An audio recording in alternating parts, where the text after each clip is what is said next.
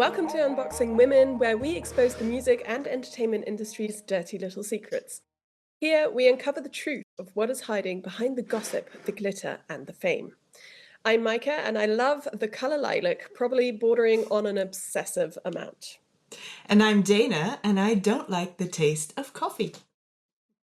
We are joined today by NANÉE, a singer-songwriter and fellow podcaster who restarted her career as a speaker in the past few years, has been seen in different formats on German television such as ARD, ZDF, NDR Das, RTL, just to name a few, and has quickly risen through the ranks to be listed as a top 100 speaker this year.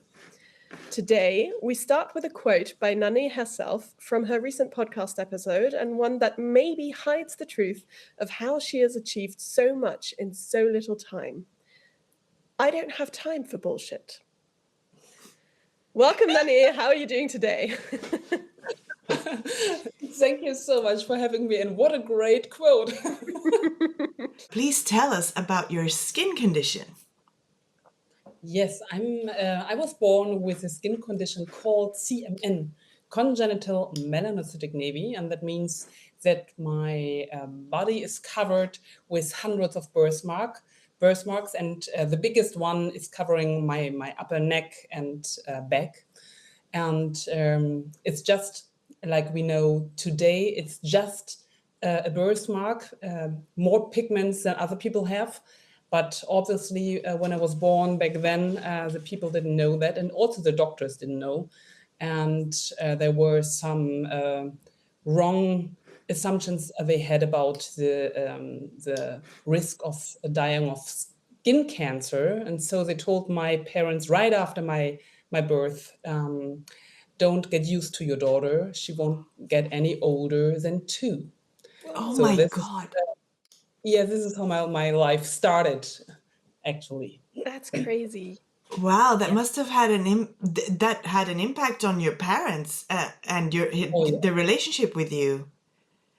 Yeah. Wow. They, obviously, they tried to protect me, and like I said before, all the knowledge, the medical knowledge they had back then, had the assumption and that the risk of getting cancer or dying of cancer was 30 times bigger and higher than usually. But this is completely wrong, and this is what I'm telling all my fellow CMN owners. I'm supporting also with our patient organization we have, that you can have a very good and self-confident life with CMN. All you have to do is embrace your uniqueness. And this, all you have to do, took me 40 years.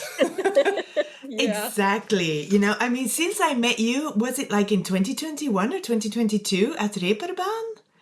Yeah, I don't remember. Yeah, and I've always seen you embrace this and advocate for people with the same condition, but this wasn't always the case, right? So what was the situation before you came to terms with it? You must understand that, when my parents have been told that I will die of skin cancer, the doctors also told them that I need to cover my skin with clothes to protect it from the sun, because the sun and skin cancer, have a relation. So they let me wear turtlenecks and long trousers all over the year, even though if it would have been summer. Last year, I met Manuel, and he contacted me. He's also born with CMN. He has it on his face, and he is now 38, so he's 12 years younger than me. But he was raised with the same words, and he was born in Western Germany. I was born in GDR, Oh, yeah. German Democratic Republic. We have to talk about this because this is important. Yeah. Is it though? I mean, sorry, it as a is. German, it's very normal. Yeah, so you were born in Eastern Germany, and do you think, so there wasn't a difference because your friend was born in West Germany and it was the same thing. The same things. He will die very early, and he is 1 out of 7 in the world. And this is what they told my parents. I'm 1 out of 7 in the world. The same numbers. Out of It's crazy. 7. 12 years later. 12 years later, still the same numbers. Wait, one out of only 7 or 1 in every 7 people? No, 1 out of 7 in the world.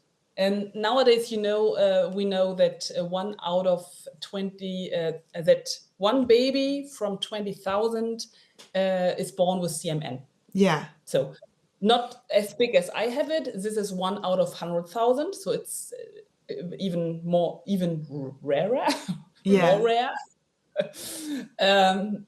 But still, when the doctors tell you you are 1 out of 7 in the world, but 4,000 people in Germany live with CMN. This Okay. is so great. As a person not from Germany, to me that's very interesting because it's not for, I didn't immediately think about that obviously you were born in East Germany, and I would think the rules are different, as well, as a communist, place in time.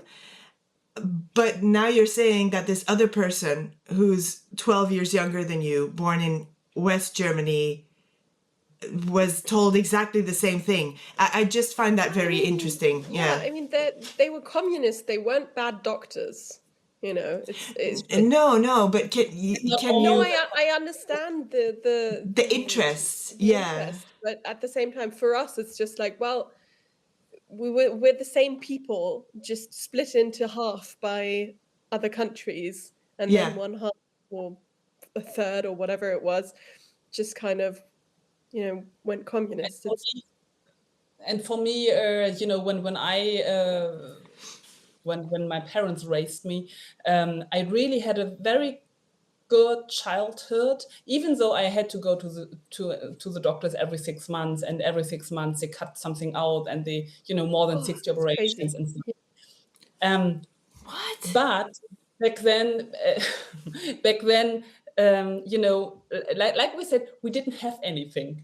So it really was about the people. And what when I think back, when I think back to the GDR, it's more about the people and that we helped each other.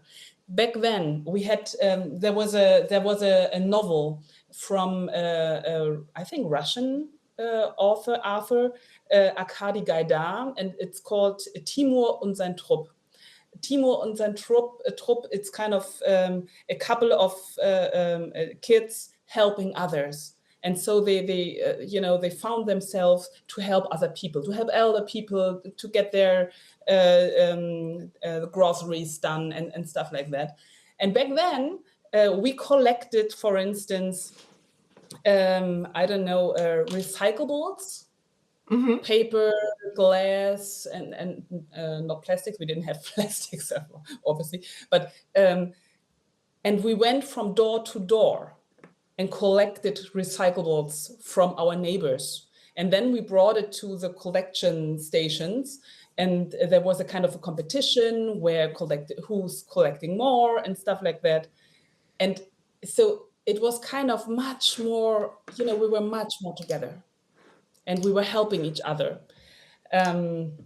Even though we didn't have 20 types of chocolate and hundreds of chocolate bars and whatsoever, because it wasn't all about their consume. It was more about the people.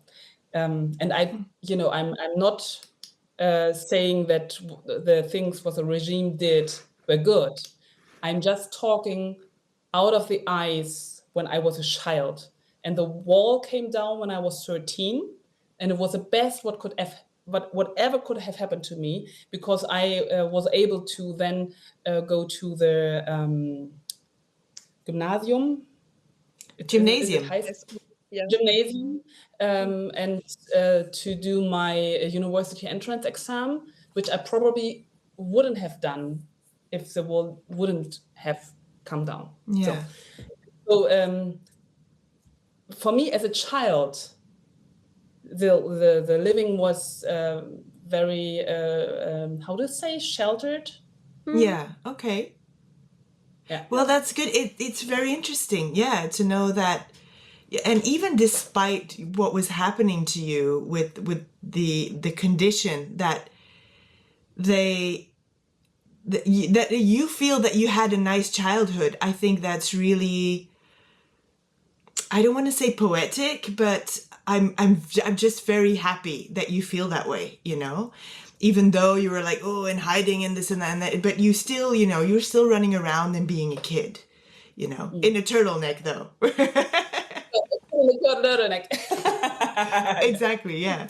But the thing is, and this is something I understood years and, a couple of years ago, actually, that this was not only covering for protecting me and my skin for not getting cancer. It was also protecting a protection against the views and the stares of the others. Hiding The it, thing is, yeah. hiding it. Actually, yeah, I was hiding my nevus. It's called nevus. The thing is, if you're hiding the things that are special with you or about you, then you don't learn to cope with it and to embrace it. All you learn, especially as a small child, all you learn is this is not good. My birthmarks are not okay. Yeah. And in the end, I am not okay. Yeah, And exactly. so, and then it took me another kind of 30 years to get through this and get over this. This was the catalyst really for you, wasn't it? To start embracing yourself and to how you embraced your CMN. It really did start off everything, didn't it? Oh, yes, definitely. And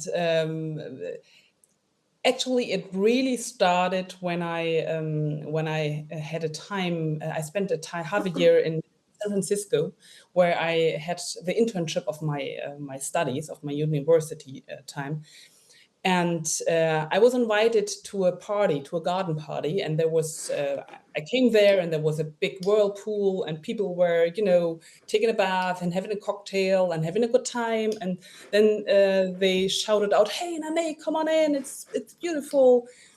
And I was very, very close to say no. Oh, thank you. That's I don't like whirlpools that much, just because I don't want it to show off my birthmarks.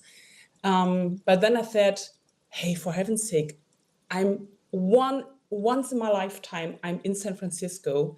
Will you, when you look back later, will you say, what would have happened if I've done it? Or, what could have happened? And so I took myself together and then switched to, in my bathing suit, jumped or went into the hot tub. And then I expected that the people stare at me. And I experienced it before that the conversation dropped and people stare, and this is, if you don't learn how to handle with it, then this is a very, very awkward and not so nice situation. And in this moment, when I went into the hot tub, the people stared at me, but not because of my birthmarks, but because of the turtleneck I was wearing. Why are you wearing a turtleneck in the hot tub? I don't understand. A bathing suit especially made for me with arms and a turtleneck. Crazy. Oh, like a wetsuit kind of thing. Yeah, exactly. Actually, there was a moment when I recognized that all the fears and all the shame I had in myself were just inside my head. And it took a while after that. But then I started to face it, and I started to face my fears and to question my fears. And slowly but surely, I think 2 years later, the turtleneck was history, and and then everything else, changed. That's amazing. Step by step. But wait. Let's go back to the turtleneck. So you were wearing the wetsuit and they said, what are you doing? And you took it off? Back then, not. In this moment, not. So it took me another, after this half a year, and then it took me another year to take it really off. And this is also a very funny story, because it was a very hot summer. I was back in Hamburg back then, and I went to the underground, and to take the underground at Ritterstraße. And then I thought, I don't want this anymore. Not now. I'm done with it. And then I took, because it was a turtleneck, you can, which was separate. Oh, it's a dickie. It's called a dickie. Yeah. Yeah. So I had a dickie to wear with your t-shirts. Mhm. And then I took it off, and then I expected all the people stare at me. And shall I tell you something? Nobody looked. Nobody. Exactly. And this is, another game changer for me, because also then it was, okay, it's again all in my head. All the assumptions you have, all the fears you have. You're telling yourself you're not good enough. You can't do this. Your music is not enough. You're too big. You're too small. You're too skinny. You're too fat. Whatsoever.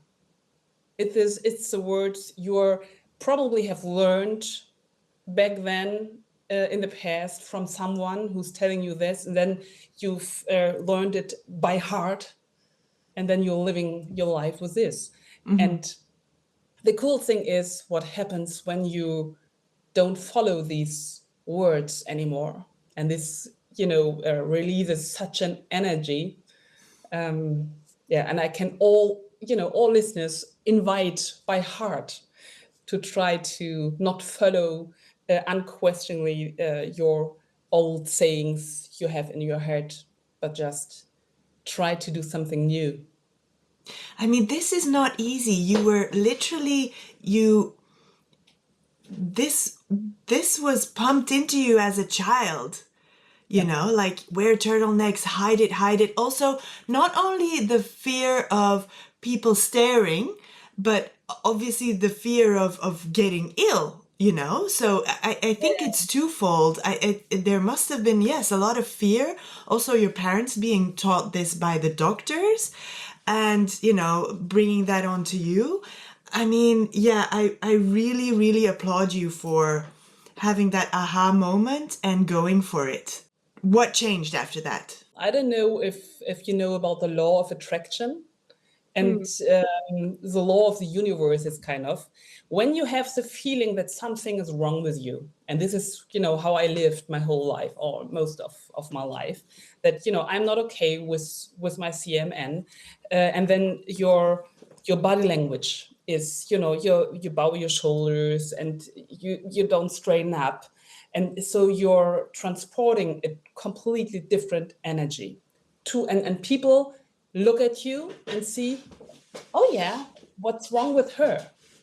So, and nowadays, nobody thinks this anymore, because, it's kind of, this, I had a date, an appointment with a doctor, and I only slept, I don't know, 3 or 4 hours a night. So I was very busy, and I had to work and so I was very, very tired. And then she looked at me and said, wow, are you an artist or something? I'm totally, what? And then, yeah, because you glow so much, and you look like an artist. And I said, okay, you should have, you should see me when I've slept enough. Which is crazy, because, like, obviously when we met you, it's hard to say I've met a more self-confident woman. Yeah. It's just your radiance is just so intense, and you obviously you just have a very very confident and just bright presence, which is really, really nice to be around. So it's just it's very hard to kind of picture you not being that. You are such a confident woman. And when I met you, I'm like, whoa, she's like, yeah, present, you know? And also because you're like mega tall. I'm not as tall as you, but I'm also tall. And sometimes I catch myself like scooching down a bit, you know, when people want to take pictures and you're all with smaller people, that you kind of like make yourself a little bit smaller. But you didn't have that.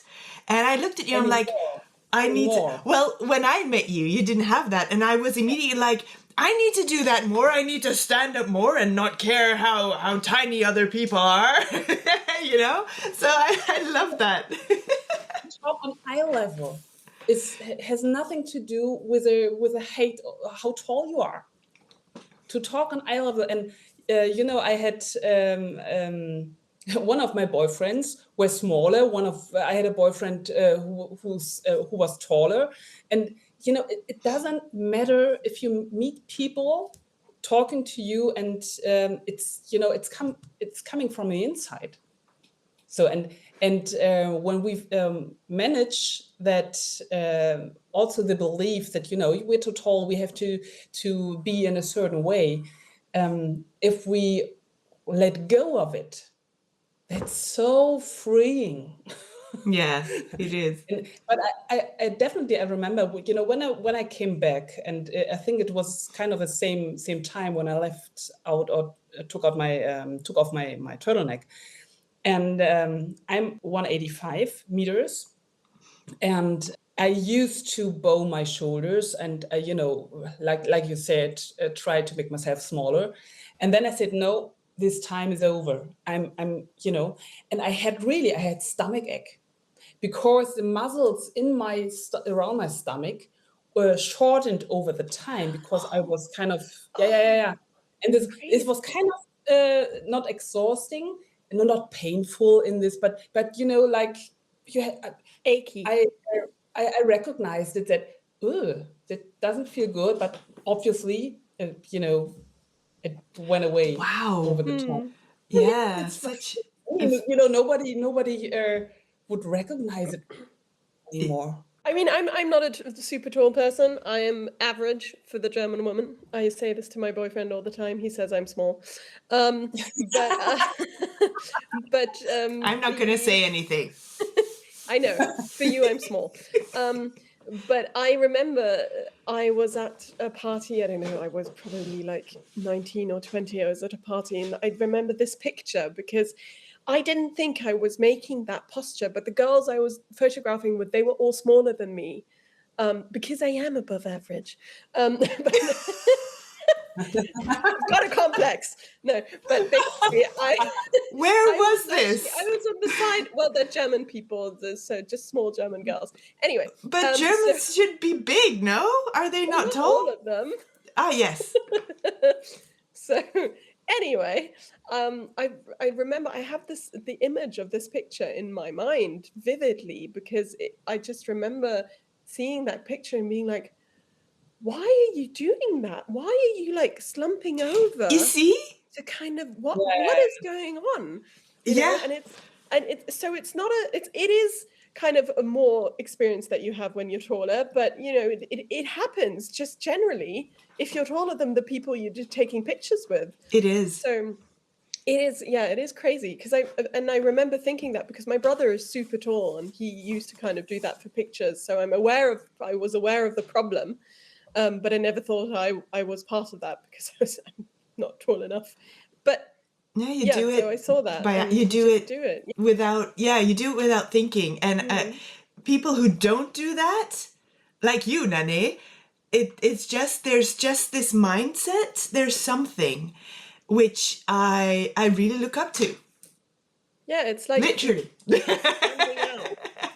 Well, it is standing out, though, isn't it? Yeah. Because by making yourself small, you don't want to stand out. You don't want to kind of draw the attention. And by just being yourself, which is literally what it is, you stand out, Yeah. I love which is a that. good thing. Yeah, and I think maybe it's, you know, something that goes back to times when we were running through the forest and you know, hunting down, I don't know the English word, Säbelzahntiger. What's Mammoths. Mammoths. Saber-toothed tiger. mammoth. Saber-tooth tiger. Love it. Because back then it was very, very important to blend in, because everybody who stood out kind of was killed first. Yeah, good point. Good point. Hey, talking about nature and stuff, it's not only your posture and the energy that you exude when you come into a room, but it's also the colors that you choose. And this is me wearing like a bright pink sweater. But yes, you are also one of the color family. So you have chosen red as your color. And so most of your clothes are in this bright red, right? Yeah. I'm going to switch or to share it today with white. So I'm switching now sometimes. Oh, interesting. Okay. Talk us But through this. Red always was a very powerful color. It's energy, it's fire, it's power, it's love, it's compassion. This is, and this is all, this is how I feel. And this is how I feel about life, how I feel about being together with people, that everybody can embrace themselves. And and the fun thing is, I'm wearing red on stage still, of course, but I've started wearing also white. And when I was asked about it, I didn't recognize it first. And then someone asked me, and then I was thinking about it, and I said, "Oh yes, I don't need it anymore." The red, Because, you mean? yeah, because red is also kind of something that makes you glow even more, because it's such a powerful color.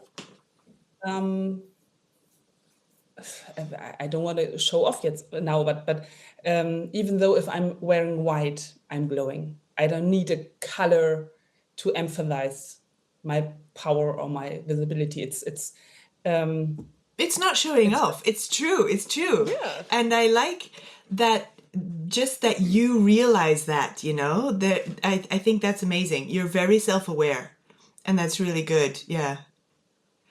It is. I mean, red was kind of, obviously it'll stay part of you, but it is the way you described it, it was kind of a helper, Yeah. and something that made you look in the mirror and feel as confident as you wanted to be. And Yeah. then now you don't need the red to feel that confident. You No, can just glow, which is great. And this is Yeah, go ahead. one other thing, for instance, back then, and I think on my first CD, I have it here in my. Let me, for the people who don't see it, it's showing me in a red leather jacket, wearing a white T-shirt and a big necklace, and a very, very big red necklace. And I used that. This is kind of 10 years ago, and I used to wear really cool big necklaces. And then I recognized that these necklaces were kind of hiding my birthmark. And then I thought, hey, I don't need to hide my birthmark anymore. And then I said, yeah, well, a necklace on my brown skin looks very cool. So I was thinking becoming a model for jewelry, but maybe it's too late. I don't know. Never too late. Never. Nope. It's never too late, but I have other things to do. Yes, exactly. Priorities. Since I recognized that, then I said, no, I don't need any jewelry anymore, because it's not about, you can wear whatever you want, but sometimes we kind of try to emphasize our personality. And when you're fine with yourself and you feel the power vibrating in you, it comes out anyway, because what you feel inside shows in the outside. Yeah, that's so true. So just to kind of bring it into topic, you just talked about your first album. And was that the album A Thousand Farben, or was that the next album? This is the next album standing behind me as well. Yes. Yeah. Because you were obviously a singer-songwriter even before COVID, and then COVID hit, and you got laid off of your job, and which was crazy. I will listen to her last podcast episode where she summarized this all beautifully. If you want to listen to it, it was a great episode, but it's in German, so We'll put it in the show notes. exactly. And then you decided to create a CD, another album, instead of looking for a different job, and that kind of felt like the core catalyst in these past couple of years. So tell us a little bit about that. There are so many people, around us trying to help us, trying to protect us. But sometimes all the protection doesn't help you to grow and to, step into your full potential. Back then, when it was in the middle of COVID, and I got fired in my bread job. I'm a marketing manager. Then I decided, okay, if I can look for another job, but then I will never ever find the power and the focus and the discipline to move on with my songs and with my songwriter career. But you're songwriters as well, singer-songwriters, so you know how much work it is. Oh, yeah. Especially when creating, it's not just writing the songs. It's it's the artwork. It's the promotion beforehand, during, and so on and so on. Yeah. And then I decided, okay, so I'm not looking for a new job, because I had I don't know the English word, Abfindung. So my former company gave me a bit of money. Oh yeah, golden handshake kind of. Yeah. So you could survive a little bit. Yeah, that's good. That's good. So I got my golden handshake, and then the fun thing is, back then I didn't have that much follower on Instagram and Facebook, and I was planning a crowdfunding, and kind of everybody was saying, no, you have not enough follower. You need to do first to grow your community. But actually I managed to convince the people and to, my English today is kind of weird, begeistern, what is to... enchant them. I can't do the word either. I like that. Enchant. Yeah. So I was able to raise some money for the production, and I worked together with a wonderful producer. Greetings to Mane Ulik. And then that was actually when I released my first songs. Then the press got attention of me, and then I had my first...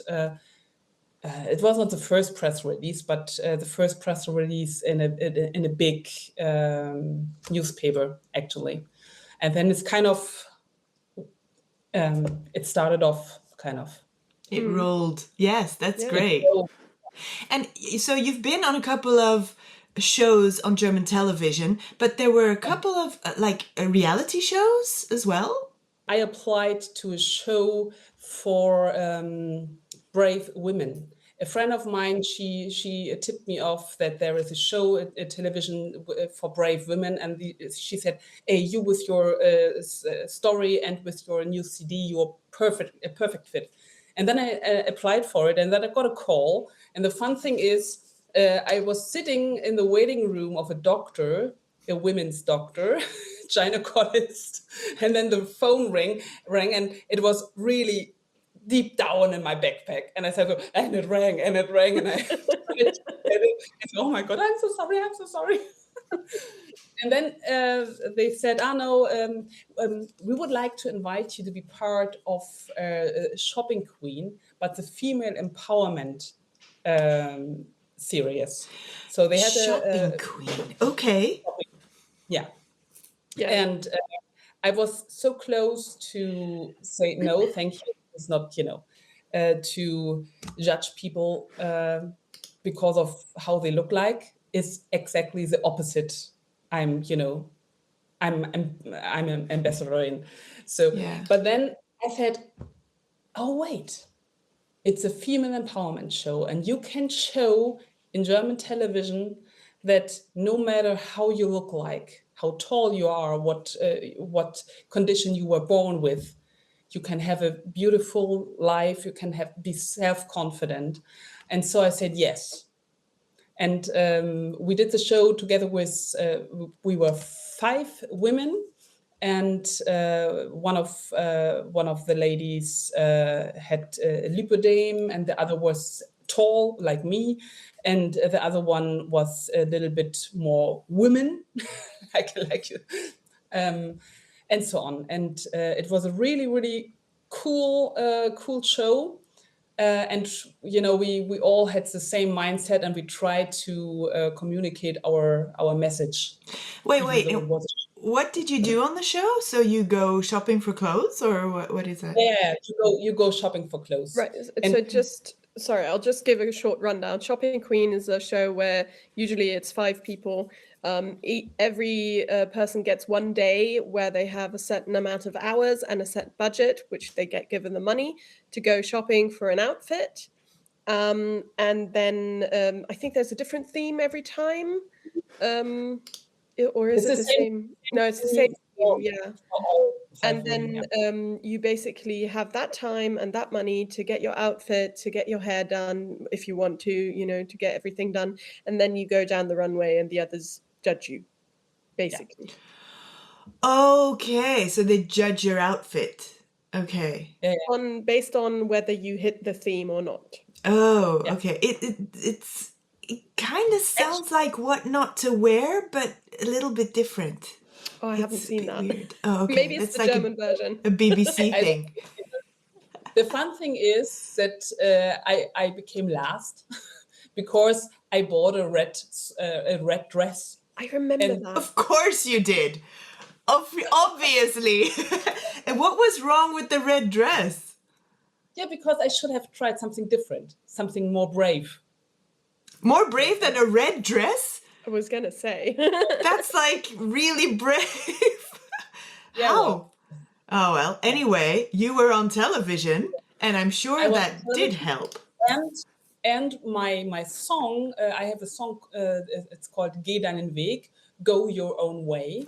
And it was my title music, it was my runway music. Oh, good. Amazing. Yeah. Wait, this is a sync. So they did a sync. So you got fees and stuff? Yes. Oh, wonderful. It's not too bad. Wait. And how did this impacted your singing career? Probably because then other press guys got to know of me. Yeah. And it started with Hamburger Abendblatt. This is a daily press in Hamburg, and then it's kind of Yeah, Hamburger Abendblatt is basically one of the most reputable newspapers in Hamburg, and also Germany. But it's the largest one here. Oh, nice. Yeah. Yeah, people say if you've made it into the Hamburger Abendblatt, you've made it, basically. So, but yeah, so let's go back to kind of you had your songs, and you had your second album, which you made during COVID, which you poured your heart and soul into. Yeah. And then you started obviously getting recognition for all these things. People started seeing and hearing your message, and I'm guessing you started kind of gaining followers, etc. And you went that way for a long time because this was COVID. This was 2020, 2021, etc. And now we're in 2026. And Yeah. you started a keynote speaker career. How did that happen? What made you start over? What is like going on? Tell us a little bit. To make a long story short, when COVID hit in 2020, I had my first album out. So it was I played my first concert in I think it was the 7th of March, and on the 10th of March everything was closed and shut down. So, and this is kind of, if you can't play your music, then you can toss it. Yeah, it's dead. So the complete, the invest, everything was dead. And then I think 3 years later, I was hoping that COVID will soon be over. So, and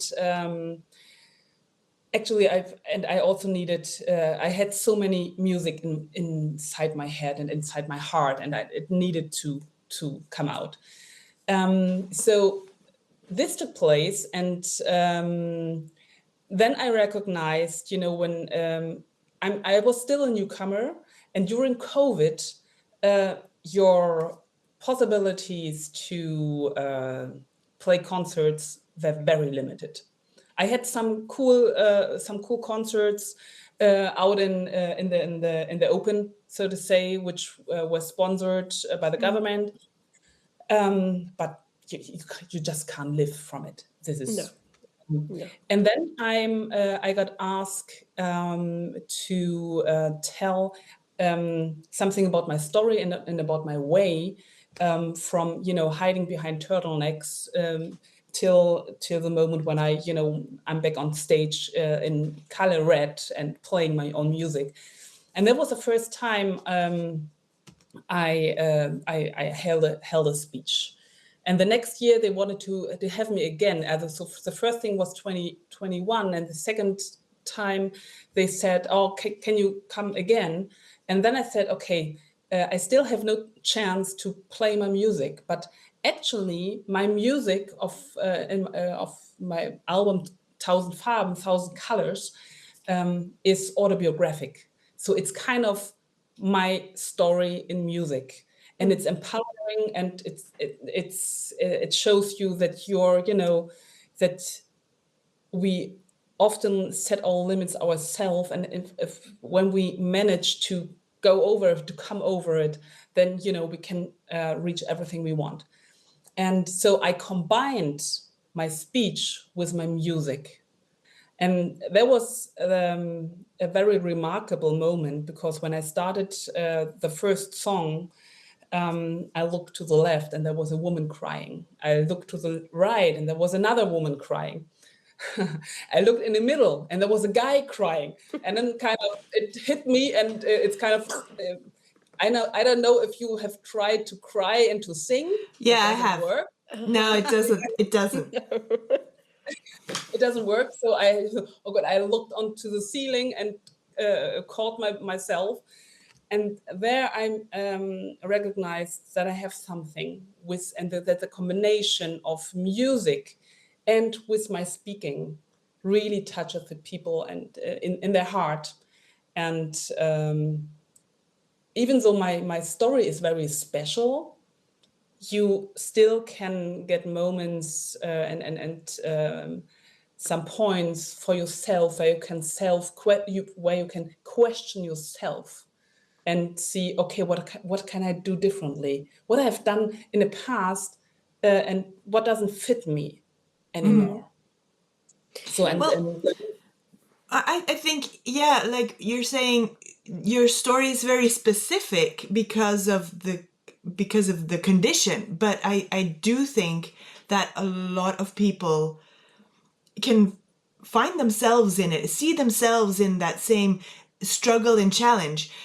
Even they might have like a different condition or something else that happened to them. So I totally get why people can find themselves in your story and be so emotional about it. And I think that is, well, that's what music is for, and what, that's why we do this, no? You're right? Actually, yeah. It's also, I feel like, yes, you have a very specific story and a very specific journey, but the way you bring it across, you don't talk about, well, you talk about this is my story, but you put it into a perspective. So I'm talking about you specifically because I obviously I listened to a couple of things that you've done, and I've heard you speak before, and it's always, you always bring it back to something relevant to everyone. Like when you talk about, in your recent podcast episode, you talked about creating a doorway out of your walls, your mental barriers. So you list your mental barriers and you turn them into questions instead, right? So you said, I'm too old, and people will stare, or what will people think? And then you turn that into questions like, what if my age wasn't an issue? What happens when people look? And then it's a doorway you can go through. And this is obviously, I'm quoting you here. And this was, for me, it was a very interesting thing to hear, because it's not just, there's a specific skill to it, that you take your experiences and turn them into something that everybody can relate to, that everybody can pull some sort of info out of, and some sort of kind of help for themselves. And I think that is also something that is not to be underestimated, that you are just very good at what you do. Thank you so much. Thank you so much. And it's kind of, I think I went through so much and I learned so much, and everything, all I want to do is, if I manage that at least one person can go their way a little bit faster and find their potential and their power a little bit faster than I did, then everything is achieved for me. It's worth it. Yeah. Yeah. Exactly. So is that kind of, when you were there and you saw people crying, was that the experience that made you feel like this is it, this is where I'm meant to be right now? Yeah, definitely. Yeah. There was another situation, like I said, I'm also an ambassador, and I'm in the board of a patient organization, NIVUS Network Germany, NIVUS Netzwerk Deutschland, for all people who are born with CMN. And there was this young boy, he's 6 years old, and his mother contacted me via Instagram. And she said her boy hasn't seen some other person with CMN, and if it's possible to meet. And back then we had our annual meeting, or our annual gathering. And I invited her, and she came, or she drove 4 hours to just, see me. And so I talked to Falco, and we sang my song Mutausbruch, or Outbreak of Courage. And last year I had the chance to be on. I was invited for the television show in the NDR, Das Rote Sofa, the red couch. Very important show. Yeah, and there you usually have one surprising guest, and they had obviously Falco, and I think he's 11 now, and Falco is my kryptonite. I always have to cry when I see him, because it's, back then when I first got to know him, he couldn't look into my eyes. He was so ashamed of himself, and he was so insecure. And just 1 year later, we had a short social media campaign for the Rare Disease Day. And so I created posters for our members and gave it to them, and they could take a picture with them and then post it on social media, tag us to say we are proud, we're seldom, but we are many. And the year before, Falco couldn't even look into my eyes. But the next year, he showed his poster, and it said, proud, seldom, proud, many. And then 2 years later, he was sitting in the TV show, or not sitting, but he was shown this video. And he said he's the captain of his football team. Wow. Oh. That's amazing. That's really amazing. Yeah, it's really great to give people this confidence. And yeah, it's true. Sometimes you just need to have an example, somebody like you, that you can look up to and say, hey, if that person can do it, then I can do it too. So thank you. Yeah. My pleasure. And I'm sure you also met some obnoxious people along the way. Have you encountered anybody who, well, since you've been, let's say, out, who has tried to put you down again?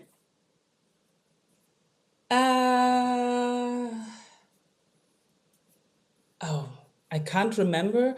After the show, after the Shopping Queen show, of course, there were a couple of comments, and also after the NANÉE show. And I went through all of them because it was so important, because most of the people didn't read the caption. They only saw the picture and the headline, but they didn't read the caption. So the comments were full of misunderstandings, and so I took the time to explain CMN to the people. And there were a couple, but only, I think, 3 or 4 saying, all these people, with a specialty, they should go somewhere, and all this body positivity, I can't hear it anymore. So, okay, wow. Then don't listen. Don't you don't have to. Yeah. Because a lot of people, I remember you saying when we met, a lot of people think it's a tattoo, right? Yes, that's true. Yeah. Yeah, I was gonna say at the start, because it looks like you have a tattoo. Some people have like a full black tattoo like this do now. Tattoo that, yeah. And it depends on how you approach me. If I see you're curious and you really want to know, or if you're a nice person or so, then I explain what it is, CMN. So if they meet some other people with CMN, they know better, because not all people, when you're very in an early stage on your journey for self-confidence and for embracing yourself, then staring can be really, really challenging. Sometimes you meet jerks, like put it this way. And then they say, oh yes, it's a tattoo. And it was pain, and it was expensive, I tell you that. But I can afford, rock and roll. Exactly. Amazing. Yeah, that's the way to deal with trolls. Sometimes it's just what they want to hear. Oh my God, is that a tattoo? I have my my war paint on when I'm Dana Rex, and also when I'm DJ Demon Queen. Men ask me, oh my God, is that a tattoo? Like on your face? And I've stopped saying, no, of course not, because they don't want to hear no. They want me to say yes, and they want to go, oh my God, because wow, she has a tattoo on her face. That's what they want to hear. When I say no, they're like, what? And they don't really understand because, And then women know immediately it's eyeliner. They know immediately because they're women. But men, they're like, whoa, it must be a tattoo. And that's so funny that you have the same experience. Like sometimes you just need to tell them what they want to hear. Yeah, that's true. Oh, that's so funny. Well, yeah, I'm fast forward to today. You are now what are you? Is it a life coach, or you're doing keynotes? What is it? You're a speakerin? What is it exactly that you're doing? And / concerts. Explain. Today I'm a speaker and a trainer, and also a singer-songwriter. And I'm combining. You can kind of book my keynotes without music, because I'm also booked a lot by big companies, and sometimes combine it with music is kind of too experimental for them or too Too emotional. crazy. It's not corporate enough. Yes. No. No. But actually, since I have a formula for courage in it, and combine it when I combine it with my music, with my song Mutausbruch, Outbreak of Courage, it just, it's a best result you can get. In January, I had an Auftritt gig on a fair. It was the best of events. And if you know fairs, it's loud, it's noisy, a lot of people running by. So it's not a very cool scene to kind of... These are hard gigs. Hard gigs. Yeah, it's hard gig. Excellent. But I managed it to kind of capture the audience, not only before, but also around. And so a lot of people were staying there. And I had tears during the show. I had seen applause during my speaking. And of course, and in the end, everybody was clapping when I was singing. So the combination of speaking and music is just so powerful. And if you would like to dive deeper into, all the things if you book me for 15 or 20 minutes, it's just a glimpse I can give you there in all the things which lay beyond, or not beyond, behind the knowledge, behind the self-confidence, and what you have to do to become also successful as a company, how you can, what you have to do to have a diverse team working together very innovatively and very successfully. And therefore, I'm also offering workshops. You can kind of book additionally. So That's this is great. And where can listeners follow you and get in touch? Just go on NANÉE with double E minus Emmerich. Emmerich in English, Emmerich in Deutsch. We'll put it in the show notes as well. Oh, yeah, cool. And there you find my website. I'm on social media as well, and on Instagram and on Facebook. I'm on TikTok and also on YouTube, where you also find my own podcast, Haute Couture. Ich bin ich und das ist gut so. It's a German podcast. So it's about becoming self-confidence, and I have a lot of very cool guests telling about their way, how they became self-confident. That's amazing. Amazing. And do you have any upcoming projects you'd like to share? Actually, I've started to write on my book. I'm planning to have an own book with combined my story and also all the tips and tricks I've learned for people to be the best version of themselves and embrace their uniqueness and become the full power. Right. Wow. So projecting here, NANÉE, next Spiegel bestseller. Yeah. Yes. I'll let you know. Wow. Wow, you're doing all the things. You're so amazing. Well, that's all for today, and thank you for tuning into Unboxing Women. If you have gossip to share, send us an email on hello@unboxingwomen.com, send a DM, or tag us in your post. Don't forget to give us a like on Instagram and Facebook, or a subscribe on YouTube or wherever you're listening to us now. Today's guest has been NANÉE. Thank you so much for being on the show. It was really great to have you. Thank you so much for having me. It really, really was a pleasure. My name is Dana Rex, and I've been chatting with Micah Rose and our guest NANÉE. Tune into another episode of Unboxing Women next week. See you then! Bye-bye. Bye.